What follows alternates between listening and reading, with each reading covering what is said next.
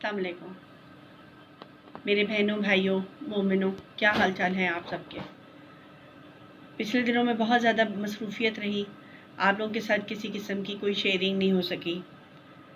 परवरदिगार से उम्मीद करती हूँ कि आप सब अपने घरों में खैर खैरियत से होंगे।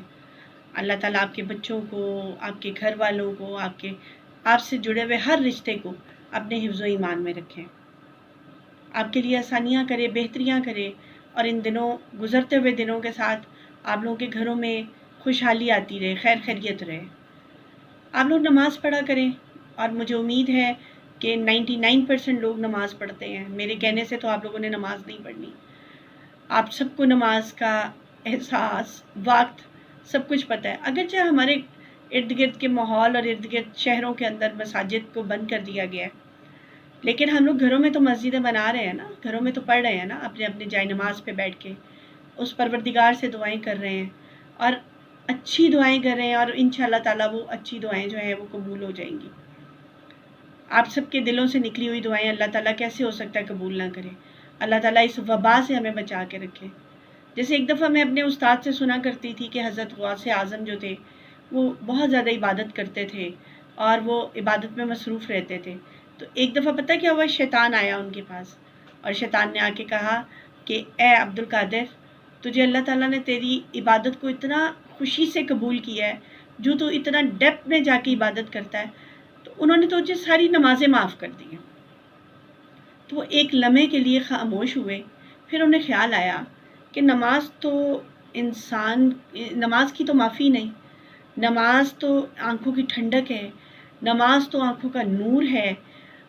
उन्होंने औज़ु बिल्लाहि मिनश शैतानिर रजीम पढ़ा तो शैतान लड़खड़ा गया और वो फ़ौरन पलट के जाने लगा। तो उन्होंने दोबारा औज़ु बिल्लाह पढ़ा, उन्होंने तीसरी दफ़ा पढ़ा तो शैतान भाग गया, और उसने कहा कि ए गौसे आज़म, ए अजीम इंसान, तुम्हारी इबादत, तुम्हारा इल्म तुम्हें बचा जाता है। तो देखो, नमाज तो किसी सूरत में बख्शिश नहीं। शैतान जितना भी अच्छा था, इब्लीस था, अल्लाह ताला ने कहाँ ले जा के उसको खड़ा किया।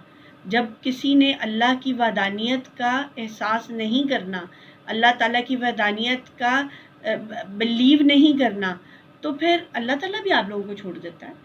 नमाज आपको माफ़ी देती है, नमाज आपको खुशी देती है, सुकून देती है, दिल का चैन आता है, और हमेशा आप मांगते रहें अल्लाह ताला से। परवरदिगार को मांगना अच्छा लगता है। अल्लाह ताला फरमाता है कि तुम लोगों से मांगते हो तो लोग एक दफ़ा अपना दिया हुआ वापस ले लेते हैं, मैं अपना दिया हुआ कभी भी वापस नहीं लूँगा।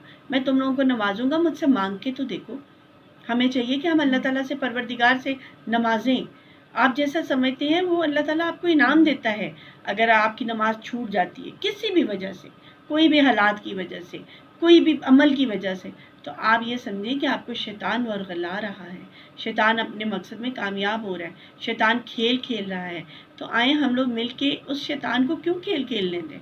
हम अपनी नमाज़ों के ऊपर क्यों कंसंट्रेट ज़्यादा ना करें, क्यों ना हम अपनी नमाज़ों और अपने परवरदिगार के दरमियान किसी को आने ना दें।